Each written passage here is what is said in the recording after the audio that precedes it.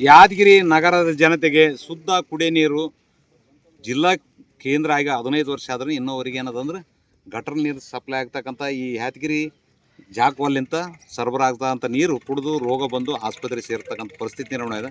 ಅದು ಆಗಬಾರ್ದು ಅಂತ ಕೇಳಿದೆ. ಜನತೆಯ ಹೋರಾಟದ ಎಚ್ಚರಿಕೆಗೆ ಸುಮಾರು ಏನದ 54 ಕೋಟಿಯಲ್ಲಿ ಇದು ಗುರುಮಿಟ್ಕಲ್ ಹೋಗ್ತಕ್ಕಂಥ ಅಪೋಸಿಟ್ ಅದಲ್ಲ, ಅದರ ಪಕ್ಕದಲ್ಲಿ ಆಗಿರ್ತಕ್ಕಂಥ ಈ ಜಾಕ್ವಾಲನ್ನು ತಕ್ಷಣ ಮಾಡಿಕೇಸಿ ಜನರಿಗೆ ಶುದ್ಧ ನೀರು ಕೊಡಬೇಕಾಗಿತ್ತು. ಇಲ್ಲಿವರೆಗೆ ಸಂಬಂಧಪಟ್ಟ ಅಧಿಕಾರಿಗಳು, ಜಿಲ್ಲಾಡಳಿತ, ಸರ್ಕಾರದ ದಿವ್ಯ ನಿರ್ಲಕ್ಷ್ಯದಿಂದ ಸಾರ್ವಜನಿಕರು ಏನದ ಗಟರ್ ನೀರು ಕುಡಿತಕ್ಕಂಥ ಪರಿಸ್ಥಿತಿ ನಿರ್ಮಾಣ ಇದೆ.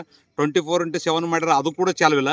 ಇವತ್ತು ಬ್ಯಾಸಿಗೆ 2 ಟೈಮ್ ನೀರು ಕೊಡಬೇಕು, ಮುಂಜಾನೆ ಸಂಜೆ ಆರಾಮಾಗಿ. ನಮ್ಮ ಜಿಲ್ಲೆಯಲ್ಲಿ ನೀರಿನ ಕೊರತೆ ಆಗಬಾರ್ದು, ಆದ್ರೆ ಒಂದು ದಿವ್ಸ ಬಿಟ್ಟು ಒಂದು ದಿವ್ಸ ನೀರು ಕೊಡ್ತಕ್ಕಂಥ ಕೆಲಸ ಆಗ್ಲಾಗತ್ತದ.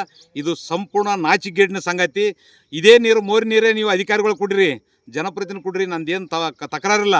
ಆದರೆ ನೀವು ಬಿಸ್ಲೇರಿ ನೀರು ಕೊಡೋದು ಕೇಸಿ ಇಂಥ ಗಟರ್ ನೀರನ್ನು ನಮಗೆ ಕುಡಿಸ್ತೀರಿ ಅಂದ್ರೆ ಇದು ತಪ್ಪು.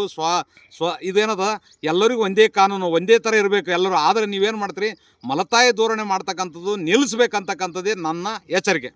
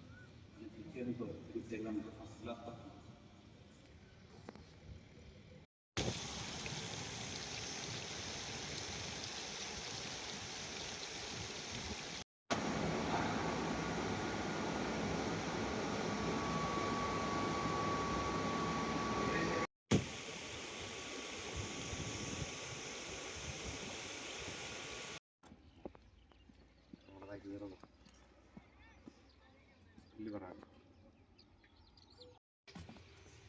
ನಡಿಬಾರ್ದು ನಾನು.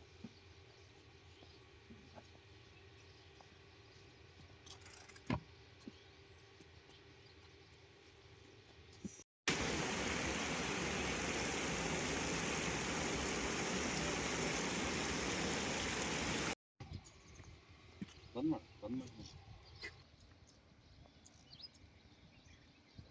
ಗಾಡಿ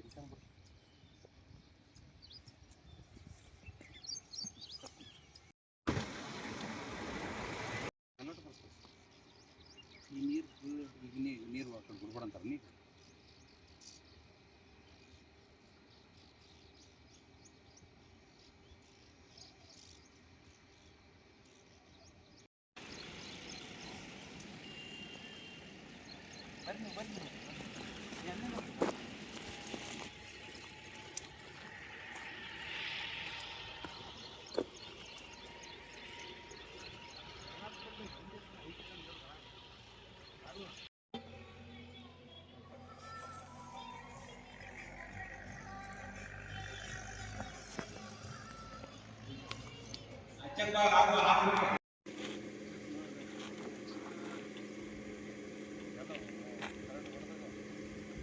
ಬನ್ನಿ ದೊಡ್ಡ ಹೋರಾಟ ಆದ್ರೆ ಬಿಸಿಲಾಗ ನೋಡಿ